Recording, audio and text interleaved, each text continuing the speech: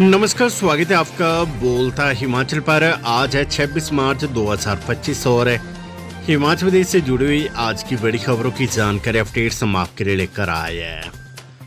हमेशा की तरह आप इस वीडियो को लाइक कर दीजिएगा। चैनल पर नहीं जुड़े चैनल को आप सब्सक्राइब जरूर करें। पेश है आज की सबसे बड़ी खबरें।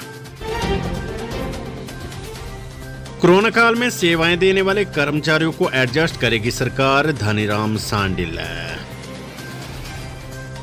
हिमाचल प्रदेश सरकार कोरोना काल में सेवाएं देने वाले ऐसे कोरोना वॉरियर को जहां संभव होगा एडजस्ट करने का प्रयास करेगी।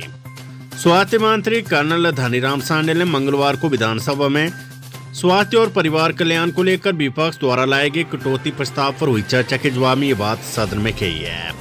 उन्होंने कहा कि प्रदेश सरकार द्वारा अधिसूचित पहले चरण के आदर्श स्वास्थ्य संस्थान आगामी माह में बनकर तैयार हो जाएंगे। उन्होंने कहा कि इनका कार्य अंतिम चरण में है। इसके साथ ही सरकार जल्द ही 11 नए आदर्श स्वास्थ्य संस्थान अधिसूचित करेगी। स्वास्थ्य मंत्री ने कहा कि सारा योजना में 34,640 लाभार्थी पंजीकृत है। इस योजना में 12,595 नए लाभार्थी शामिल किए गए हैं। प्रदेश सरकार ने सारा योजना के तहत अभी तक लाभार्थियों को 139.48 करोड़ रुपए की राशि जारी की है और ये राशि सीधे पात्रों के बैंक खातों में डाली गई है। उन्होंने कहा कि हिमकेयर योजना के तहत सरकार को निजी अस्पतालों का अभी 344 करोड़ रुपए देना शेष है। उन्होंने कहा कि टांडा व चमियाना में रोबोटिक सर्जरी शुरू करने के लिए निविदा प्रक्रिया पूरी कर ली गई है। इसके साथ ही आईजीएमसी में पैट स्कैन, पीईटी स्कैन की सुविधा 3 महीने में शुरू कर दी जाएगी। इसके लिए राशि जारी कर दी गई है। हमीरपुर आईजीएमसी, मंडी मेडिकल कॉलेज और सुपर स्पेशलिटी चमियाना में 3 टेस्ला एमआरआई मशीनें स्थापित की जाएगी। इसके लिए भी राशि जारी कर दी गई है। उन्होंने बताया कि प्रदेश में दवा निर्माण करने वाली 8 कंपनियों और 103 दवा विक्रेताओं की लाइसेंस निलंबित कर दिए गए हैं। बाद में ये कटौती प्रस्ताव गिर गया। स्वास्थ्य मंत्री ने कहा कि राज्य सरकार उन डॉक्टरों के खिलाफ कड़ी कार्रवाई करेगी जो राज्य के दूरदराज क्षेत्रों में अपनी तैनाती वाली जगहों पर ज्वाइन नहीं करेंगे। उन्होंने कहा कि जहां जिसकी ड्यूटी लगाई जाएगी वहां उन्हें ज्वाइन करना होगा। उन्होंने कहा कि प्रदेश सरकार को जल्द ही 100 स्पेशलिस्ट डॉक्टरों का बैच मिलने जा रहा है और इन सभी डॉक्टरों को आदर्श स्वास्थ्य संस्थानों में तैनात किया जाएगा। स्वास्थ्य मंत्री ने कहा कि प्रदेश में 200 डॉक्टरों की भर्ती प्रक्रिया जारी है।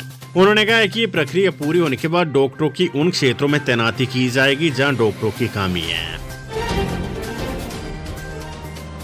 सीएम सुखविंदर मेडिकल कॉलेज स्वायत्त संस्था संसाधन जुटाने के लिए आरकेएस के माध्यम से लगा सकते हैं शुल्क। मुख्यमंत्री सुखविंदर सिंह सुक्खू ने कहा कि प्रदेश के मेडिकल कॉलेज स्वायत्त संस्था है। वे अपने स्तर पर संसाधन जुटाने के लिए आरकेएस के माध्यम से शुल्क लगा सकते हैं। ये बात उन्होंने मंगलवार को विधानसभा में प्रश्नकाल के दौरान विधायक आरएस वाली के सवाल के जवाब में कही है। हिमाचल प्रदेश में राशन लेने के लिए अब लाभार्थी को स्वयं आना पड़ेगा आंगनबाड़ी केंद्र। प्रदेश के आंगनबाड़ी केंद्रों में अब राशन लेने के लिए लाभार्थियों को स्वयं आना पड़ेगा। पोषण ट्रैकर ऐप पर स्कैनिंग होने के बाद ही लाभार्थियों को राशन मिलेगा। विभाग ने नई व्यवस्था शुरू कर दी और इसका आदेश भी जारी कर दिए गए हैं। इसके तहत 1 अप्रैल से सभी केंद्रों में ये नई व्यवस्था लागू होगी। ऐसे में अब बिना फेस आईडी को ट्रैक किए और मोबाइल को रजिस्टर किए बिना लाभार्थियों को राशन नहीं मिलेगा। सभी जिलों को इस संबंध में आदेश जारी कर दिए गए हैं। विभाग की माने तो इस व्यवस्था से राशन वितरण में गड़बड़ झाले की संभावना कम होगी। केंद्रों में जितने बच्चों का फोटो अपलोड होगा उतनी मात्रा में राशन मिलेगा।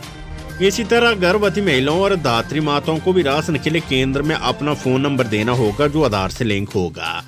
प्रदेश में वर्तमान में 18,000 से अधिक आंगनबाड़ी केंद्र है जिनमें हजारों बच्चे इनरोल है। इन बच्चों को सरकार की ओर से निःशुल्क राशन मुहैया करवाया जाता है। हिमाचल प्रदेश के सरकारी स्कूलों में 6ठी कक्षा से पढ़ाया जाएगा कंप्यूटर का विषय। हिमाचल प्रदेश के सरकारी स्कूलों में अगले शैक्षणिक सत्र से 6ठी कक्षा से कंप्यूटर की पढ़ाई शुरू करने की योजना बनाई गई है। वर्तमान में राज्य के सरकारी स्कूलों में कंप्यूटर की पढ़ाई केवल 9वीं कक्षा से शुरू होती है, लेकिन अब शिक्षा बोर्ड ने इसे 6ठी कक्षा से शुरू करने का प्रपोजल तैयार किया है। ये प्रपोजल प्रदेश सरकार को मंजूरी के लिए भेजा जा चुका है। यदि सरकार इसे मंजूरी देती तो आगामी शैक्षणिक सत्र 2026-27 से बच्चों को 6ठी कक्षा से कंप्यूटर की पढ़ाई मिल सकेगी। राज्य की शिक्षा बोर्ड ने इस योजना को राष्ट्रीय शिक्षा नीति के अंतर्गत प्रस्तावित की है। इसके लिए फंड की व्यवस्था नई राष्ट्रीय शिक्षा नीति से की जाएगी, जिससे राज्य सरकार को वित्तीय मदद मिल सकेगी। चंबा के बनीखेत में होटल मैनेजर की हत्या से जुड़े मामले की जांच करेगी अब सीआईडी। बनीखेत में होटल मैनेजर की हत्या से जुड़े मामले की जांच स्टेट सीआईडी को सौंप दी गई है।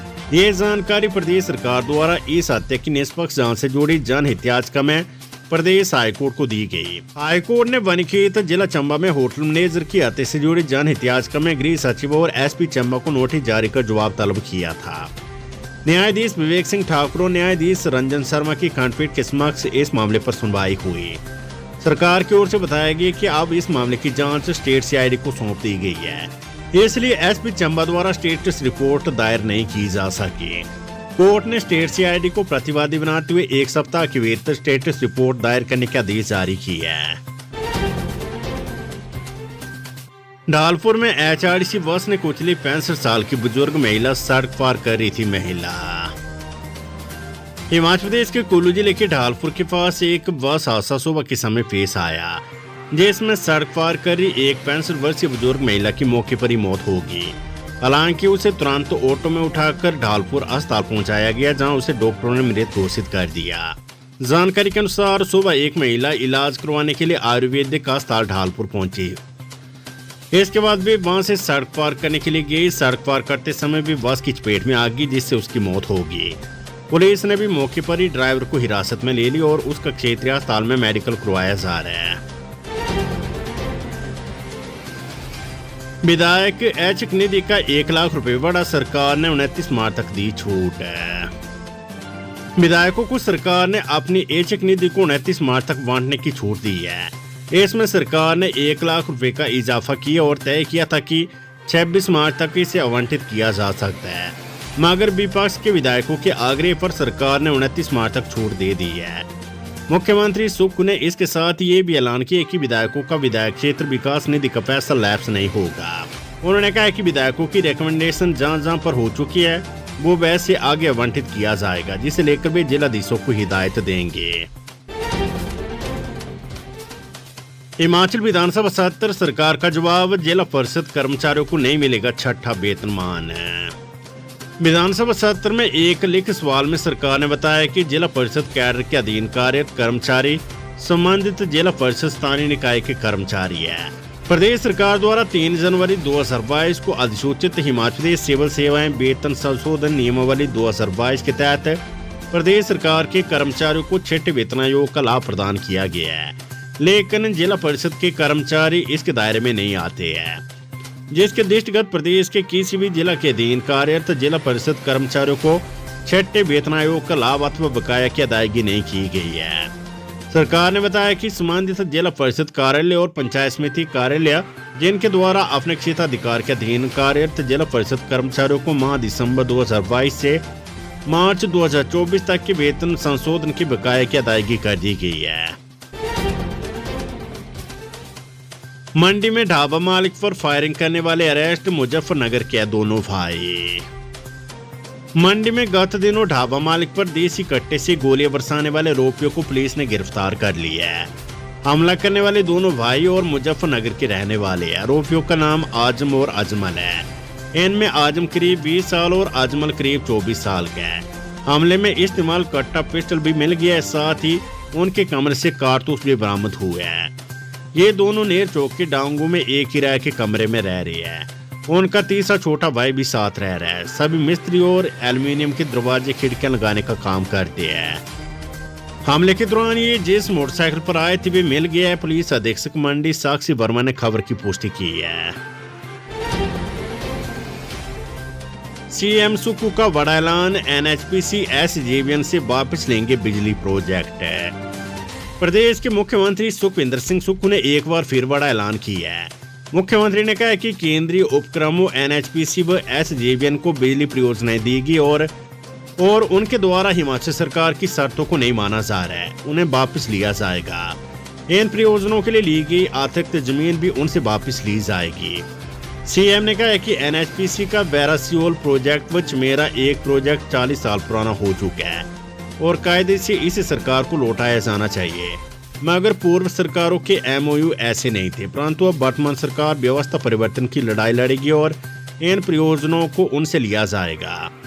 मुख्यमंत्री ने कहा कि एनएचपीसी डोगर परियोजना सरकार से मांग रहा है, लेकिन भी परियोजना तभी दी जाएगी जब हमारी शर्तों को वो मानेंगे। कांगड़ा एयरपोर्ट जमीन का विकल्प चुनेंगे तभी मिलेगी विस्थापकों को भूमि। कांगड़ा हवाई अड्डे के विस्तारीकरण के लिए भू अधिग्रहण राज्यसभा अभिलेख में अंकित भू स्वामित्व के आधार पर एक्ट के प्रावधानों के अनुसार किया जा रहा है। विधायक पवन कुमार काजल के लिखित सवाल के जवाब में मुख्यमंत्री ने कहा है कि सरकार ने कांगड़ा एयरपोर्ट के विस्तारीकरण से प्रभावित होने वाले 942 परिवारों के लिए पुनर्वास और पुनर्स्थापन योजना को मंजूर की है। मुख्यमंत्री ने कहा कि विस्तारीकरण के लिए अनुमोदित पुनर्वास और पुनर्स्थापन योजना के तहत जब परिवार भूमि का विकल्प चुनेंगे तभी पुनर्वास और पुनर्स्थापन पुरस्कार की घोषणा के बाद उन्हें नियमानुसार भूमि आवंटित की जाएगी। कृषि विभाग ने 2 साल में 20 फरवरी 2025 तक 105 पशुपालकों से 1,26,300 रुपए की 421 क्विंटल कंपोस्ट की खरीद की है। ये खाद 3 रुपए प्रति किलो की दर से खरीदी गई है। विधायक लोकेंद्र कुमार, रणधीर शर्मा व विक्रम सिंह के लिखित सवाल के उत्तर में बताया गया 99 किसानों से सबसे ज्यादा गोबर की खाद खरीद की है। विभाग ने 26 किसानों से 92 क्विंटल गोबर की खाद खरीदी है। इसके लिए विभाग ने किसानों को 27,600 रुपए की अदायगी की है। कृषि मंत्री चंद्र कुमार ने बताया कि विभाग ने 10 जिलों के 21 विकास खंड के 105 किसानों से 421 क्विंटल खाद खरीदी है। टपरे पंचायत के गब्बा गांव में भीषण अग्निकांड, गौशाला में जिंदा जल गए 6 बेजुबान। बमसन ब्लॉक की ग्राम पंचायत टपरे के गब्बा गांव में एक गौशाला में आग लगने से 6 भेड़ बकरियां जिंदा जल गई। इनमें 1 मेंढ और 5 बकरियां शामिल थी। गनीमत रही कि ग्रामीणों ने प्रयास कर 2 भैंसों, 2 कटड़ों और 1 बकरी को सुरक्षित बचा लिया। हिमाचल हाईकोर्ट आउटसोर्स भर्ती से जुड़े मामलों का 8 हफ्ते में होगा निपटारा। हिमाचल प्रदेश हाईकोर्ट में आउटसोर्स भर्तियों से जुड़े मामले का 8 हफ्ते के भीतर निपटारा होगा। कोर्ट ने सुनवाई के दौरान न्यायाधीश विवेक सिंह ठाकुर और न्यायाधीश रंजन शर्मा की खंडपीठ ने सुप्रीम कोर्ट के आदेशों के बाद मामले में यह आदेश पारित किया है। खंडपीठ ने सरकार को सभी याचकों पर अपना जवाब दायर करने के आदेश दिए हैं। मामले की अगली सुनवाई 24 अप्रैल को होगी। क्लर्क पोस्ट कोड 962 का फाइनल रिजल्ट घोषित है। हिमाचल प्रदेश राज्य चयन आयोग HPRC ने क्लर्क के 82 पदों के लिए पोस्ट कोड 962 के तहत ली गई परीक्षा का फाइनल रिजल्ट घोषित कर दिया है। कुल 81 उम्मीदवारों की सूची अंकों सहित आयोग की वेबसाइट पर अपलोड कर दी गई है। Weather update. हिमाचल प्रदेश में आज से बिगड़ेगा मौसम, येलो अलर्ट जारी। हिमाचल में एक बार फिर मौसम बदलेगा। प्रदेश में आज रात से वेस्टर्न डिस्टर्बेंस सक्रिय होगा। मौसम विभाग ने प्रदेश के कुछ क्षेत्रों में येलो अलर्ट जारी की है। विभाग ने किन्नौर और लाहौल स्पीति जिलों के कुछ क्षेत्रों में भारी बर्फबारी का येलो अलर्ट जारी किया है। इन दोनों जिलों में आगामी 2 दिन तक 1 से 2 अप्रैल में भारी बर्फबारी हो सकती है। इसके अतिरिक्त चंबा, कांगड़ा, कुल्लू और मंडी जिलों में तेज तूफान और आसमानी बिजली गिरने का येलो अलर्ट भी विभाग ने जारी किया है। इसके अतिरिक्त शिमला, हमीरपुर, बिलासपुर और ऊना में बुधवार और वीरवार को बारिश का पूर्वानुमान है। प्रदेश में 28 मार्च से मौसम साफ रहने का पूर्वानुमान है। बारिश व बर्फबारी के बाद अगले 3-4 दिनों के दौरान अधिकतम तापमान में 3 से 4 डिग्री और न्यूनतम तापमान में 2 से 3 डिग्री की कमी आएगी।